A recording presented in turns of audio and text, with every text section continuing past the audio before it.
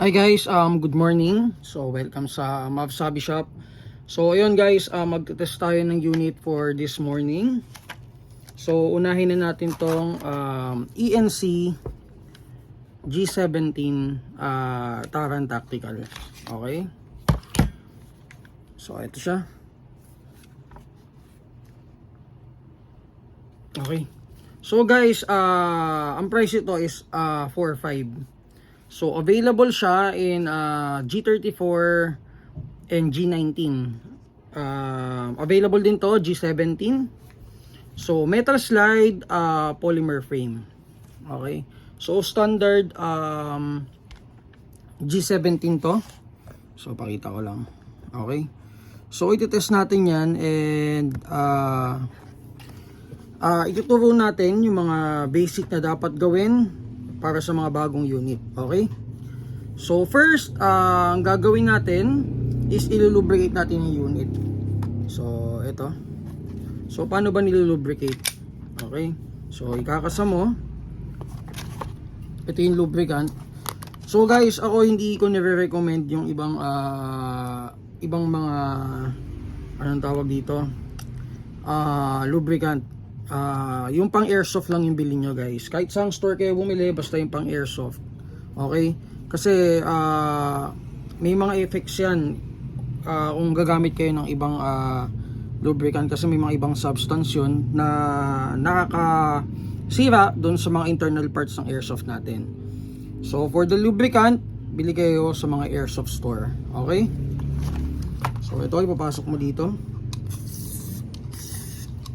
Okay. So dito lang sa back portion yung paglubricant natin. Ang purpose naman nito is para mag-cycle ng maayos yung mga small parts na meron yung pistol natin. Okay? So dito sa back portion, dito sa may blowback housing banda. Okay? So next, gagawin, ayun, ano pa bang basic na gagawin? So yung adjusting ng hop up. So ayan, pagbili mo sa store, pag uwi mo sa bahay, mapapansin mo yung bala mo is pababa. Madaming cases yan eh. So tinatawag sa amin, "Sir, bakit pababa yung bala namin?" Okay. So ang mga pistol natin may hop up system, which parang kumbaga nagpapaikot ng BB para straight yung ano niya, yung bato ng bala. Okay. So paano ba ina-adjust? Ibababa mo to. Yan. So ma-access mo na yung internal parts. Saan dito yung or paano i-adjust yung hop system natin? Okay, ito. So for the pistol, reverse siya kung paano mo i-adjust yung sa AEG. Ito clockwise. Okay. So ayan. So clockwise ang adjustment niya. Okay. So pag ito in-adjust mo, mag-straighten up yung ano. For example, ito pababa, 'di ba? Pababa yung bato ng bala mo. Magiging straight siya. Ang pinaka normal is yung pipipitik sa dulo. May pipitik sa dulo. So yun yung pinaka normal. Straight, then may pipitik sa dulo. So yun yung pinaka normal mo. Ngayon, pag nag-overhop ka, pataas naman yung bala mo. Okay? So may mga nagtatanong din, bakit daw ang bala is paliko? So paliko yung bala dahil either madumi yung barrel mo. Syempre sa bago hindi naman mangyayari na madumi agad yung barrel. So mga ano lang mga scenario, ano lang, either madumi yung barrel mo or magaan yung bala mo. Okay? So sa pistol kami dito, nire-recommend namin is for ENC around 0.23. Mas mabigat, mas okay. Siyempre ang usually naman ang pistol naman, hindi mo naman siya ipuputok ng sobrang layo. I mean, kung sa game usually close quarter yan pag ipuputok mo. So we recommend na mas mabigat na bala, mas okay. Siguro 0.30 okay yun. Kumbaga close range lang naman. So ayun, so ako depende kasi sa purpose eh.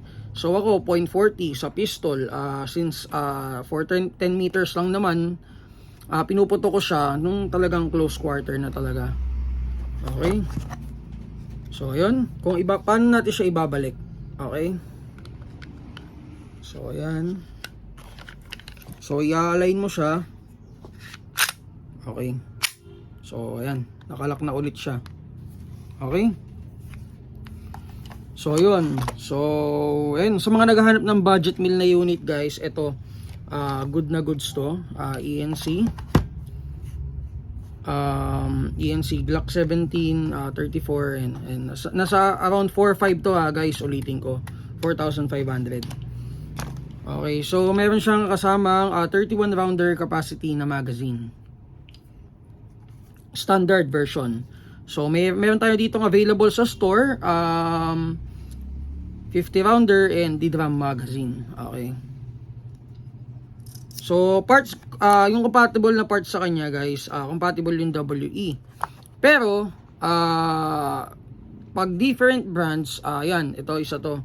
So given pag ibang brand ang ilalagay natin, minsan hindi yan papasok or kailangan ng slight modification. Guys, tandaan nyo yan sa pistol not unless TM parts. Okay?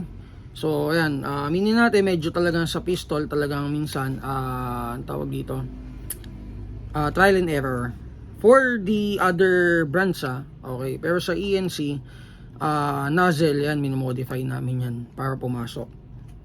Okay, so ayun, for the magazine, paano maglo-load para to sa mga newbies din guys ito. So dito mo ito ibababa mo tong spring na ganyan.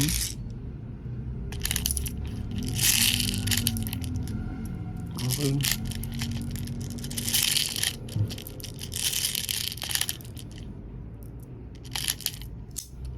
Okay, so gas.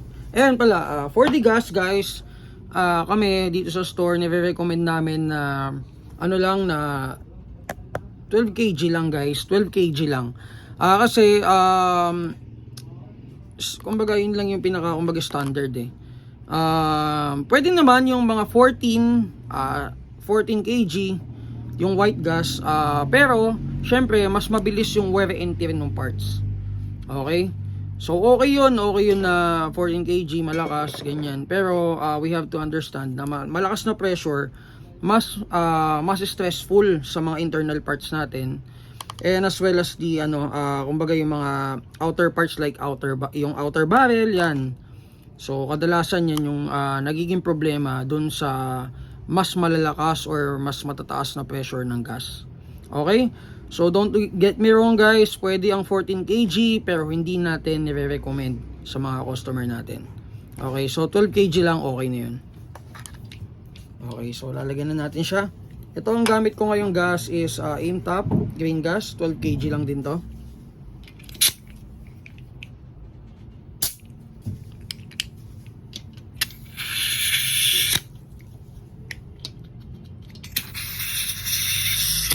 Okay.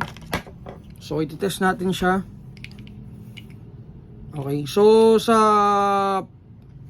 pistol naman guys, hindi ko na sa magazine naman, hindi ko na siya nire-recommend na pinupuno. So bababa kasi yung kumbaga maglulus kasi yung tension nung spring. Okay, pwede nyo naman punuin minsan-minsan, pero hindi ko siya nire-recommend na madalas para hindi mag-loosen agad yung tension ng spring. Okay, so iti-test natin.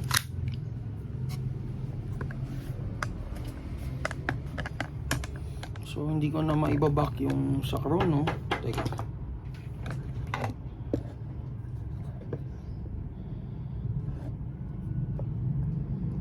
Teka lang kumakatok lang. Okay. So gunsmith is here. Gunsmith is in. Okay. Hey, good morning. Okay, so test fire 305. So hindi ko kasi mapakita sa inyo. So 305, ayan. Okay, so ubusin ko na to.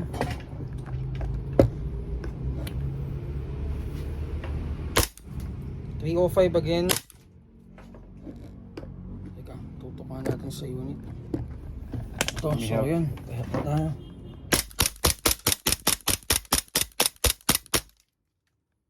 Okay.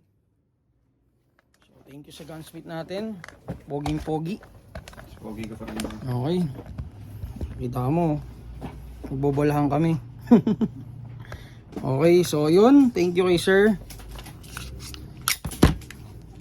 And okay, so available pa sa store guys. Around 4-5 ang price. So magte-test tayo ng ibang unit for today. Thank you sa bumili nito. Suki namin to guys. Hindi ko na babanggitin yung pangalan kasi ayaw niya magbabanggit. So yun, thank you. And open tayo ng 10 AM to 7 PM. So store location guys, check nyo na lang sa Facebook. Kung may mga tanong kayo for units and everything and other units, basta tungkol sa airsoft, sasagutin namin yan. Okay, so yun, thank you.